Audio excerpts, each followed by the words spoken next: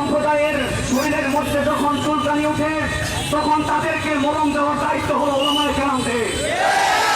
আজকে আমাদের বাতিল সম্প্রদায় যারা রয়েছেন তাদের অনেকের শরীরের মধ্যে গা পাতলা চুলকানি হয়েছে, তাই আজকে সারা বাংলাদেশের আম জনতা মুসলমান যারা রয়েছে তাদেরকে আজকে গুমরাহ করবার যারা চেষ্টা করছে, তাদেরকে আজকে গুমরাহ করবার যারা পায়তারা করছে, তাদেরকে থেরাপি দেওয়ার দায়িত্ব হলো উলামায়ে কেরামদের।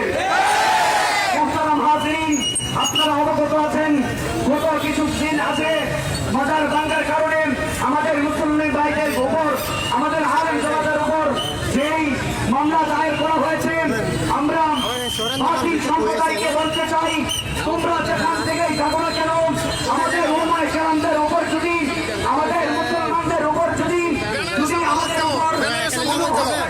আমাদের মুসল্লি ভাইদের উপর যে মিথ্যা মামলা দায়ের করা হয়েছে,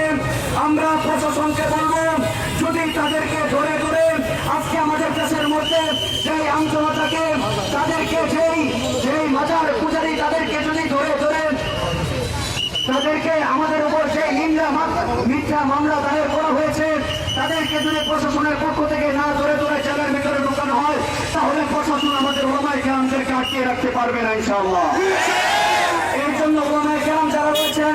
তাদেরকে পরিষ্কার পয়গাম দিয়ে চাই, ওয়া কারু ওয়া কারাল্লাহ ওয়াল্লাহু খায়রুল মাকিরিন। আপনারা হতাশ হবেন না, নিরাশ হবেন না, ইনশাআল্লাহ ইনশাআল্লাহ ইসলামের শত্রুরা ইসলামের ক্ষতি করবার জন্য যতই চেষ্টা করুক না কেন,